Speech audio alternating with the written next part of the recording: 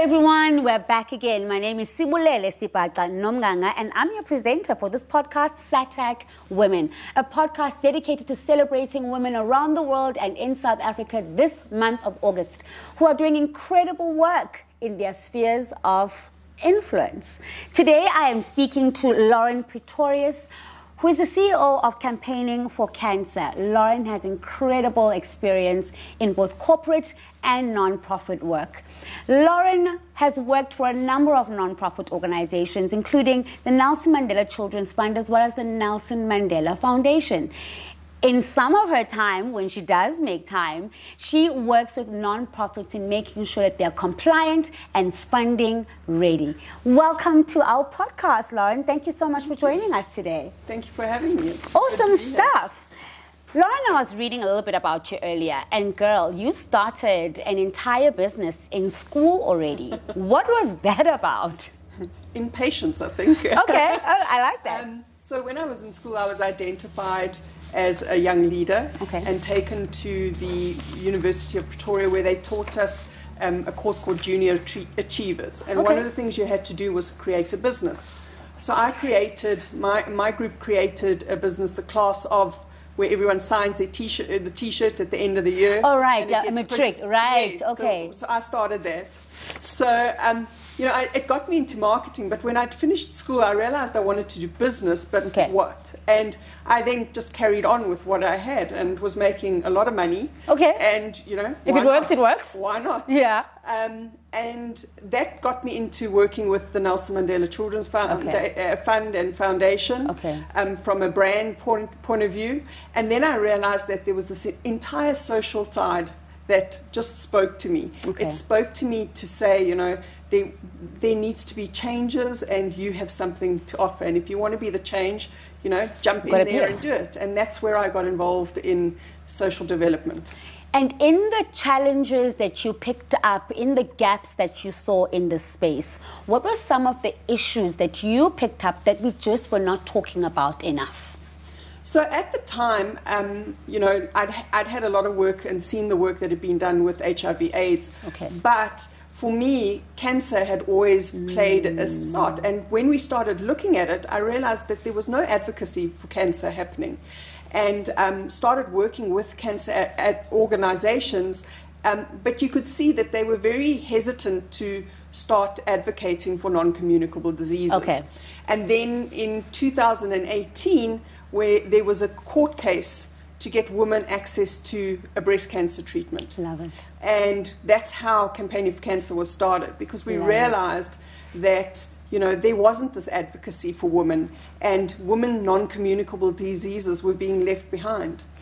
And would you say that that court case kind of led the conversation to any policy that you may know of that has really impacted women in a positive way today? So the court case led to us asking stakeholders to sit in a room, and it was the first time we held a conference. It was the first time it was held by 3 women, came together, did it, and we asked all the stakeholders to sit down in a conference and say, what are the problems faced by patients with cancer in South Africa? And from that, we were able to see some of the gaps in some of the projects. And I'm very glad to say that through also capacitating those other cancer NGOs, we've now got a huge advocacy drive when it comes to it. And we've seen amazing, in the last 15 years, we've seen a national cancer strategic framework, which there wasn't. We've seen a breast cancer policy, a cervical cancer policy. They're currently developing the prostate cancer policy, as well as a childhood cancer policy. So there's a lot of work that's being done at a policy level, because when we started in 2008, there were no policies when it came to cancer in South Africa.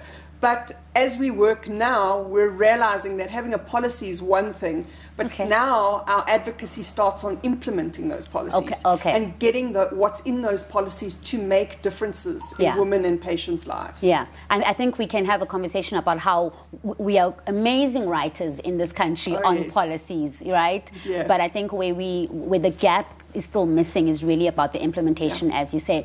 What are some of the conversations you think that in various communities that you are working with day to day are still a little bit taboo, and it's topics and subjects we should be talking about more openly? So I think in South Africa there is generally a lot of stigmatization around cancer and cancer patients, particularly women with cancer, female-linked cancers, breast cancer, cervical cancer, ovarian cancer. And it has a lot to do with our cultures as a country on why that pressure is put on those women, and they experience that stigmatization. So I think that's something that we need to look at. Those are the conversations we need to have. When it comes to female cancers. When it comes to non-communicable diseases, we've started the conversation, but the conversation isn't leading to action insofar as non-communicable diseases are the next pandemic. And we as a country, our strategy, we might have the papers, but we're not implementing non-communicable disease and cancer healthcare to our patients. There are patients dying in this country without treatment. Are we pandemic ready? For non-communicable diseases? No. And I think that's the scary part for me. And that leads to my next question around what are some of the topics that are just not receiving enough attention in your area of work that we should be paying attention to? You've already spoken about non-communicable diseases, but anything else on the ground that you are seeing daily that you're just like, we ought to be talking about this, and we are not? So I think the first thing is that we need to give women agency within their health. So we do a lot of education on cancer and breast cancer and cervical cancer.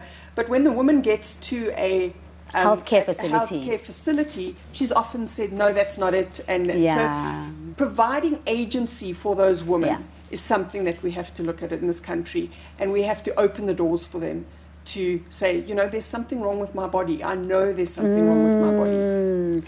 You started this when you were in high school, and you've kind of been doing it for many years now. But why is your voice important? What's your why? So I think for me, it started early. Someone once asked me, why are you so passionate about cancer? Right. And I'd been doing campaigning for cancer for probably 5-6 years, and I couldn't tell you. I just had this draw to it. And someone once asked me the question, and it was quite a emotive question, because in my mind, I realized that when I was 4 years old, my best friend's mother died of cancer. And she had the most beautiful long red hair, and when she used to fetch us from school, her red hair used to hang over the side of the car, the seats. And it took me till 36 years to realize that it was actually a wig. And that was such a moment, like an aha moment to me, because cancer was the first experience of death that I had and loss. Sure. And I think, for me, that why is understanding that the why is we don't realize the impact that a cancer journey has on people. Sure. And it's not just the patient, it's the people around that patient. It's the caregivers, it's the mothers, it's the wives, it's the sisters that make that difference and help that patient. So I think that's my why. And I think I was raised with an ingrained sense of justice. Sure. I had parents that instilled that into me. And I just think, fighting for a basic human right, you shouldn't have to do that. Healthcare is your basic human right. You should have access to that. Sure. And what are some of the challenges that you've observed in your area of expertise as a woman? I think very often we hear, at least in my space of SRHR, a lot of men around the table talking about girls and young women's sexual reproductive health and rights. I'm like, what are you doing here? What have you kind of experienced in terms of challenges in your area of expertise? So I'm going to make it a little bit controversial. Okay. I think what I've experienced is that people are willing to listen to me because I have blonde hair and blue eyes. Okay. And people are willing to, it's a safe space for them. And I'm talking from an international point of view. Okay. And for me, the challenge is saying that I may look like you, but my experience is not you. Right.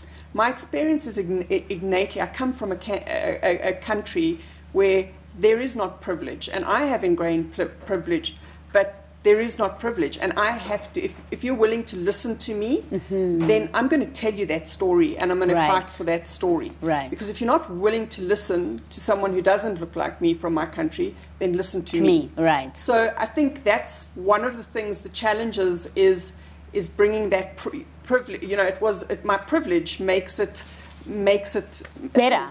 But it's something that I can use. Right. For me. And I think that's, for me, a challenge is always reminding them that don't think that my experience of my blonde hair and blue eyes is the same as your experience in Europe or the northern hemisphere of blonde hair and blue eyes. And I think that's something that it's an opportunity, but it's also a challenge. And I'm happy to, have you sitting here and talking about that, and positively using that narrative, not only for yourself, but for the communities that you work with. Absolutely, it's, as you said, in previous podcasts you've talked to other advocates, and they've said, that it's for the community and that. And my community is South Africa, and I need to make sure that South Africa's patients' voices are heard. Yeah. Because policy gets decided, and we get forgotten in that policy. If the Northern Hemisphere is in that policy, we get forgotten. So our voices have to be extra loud.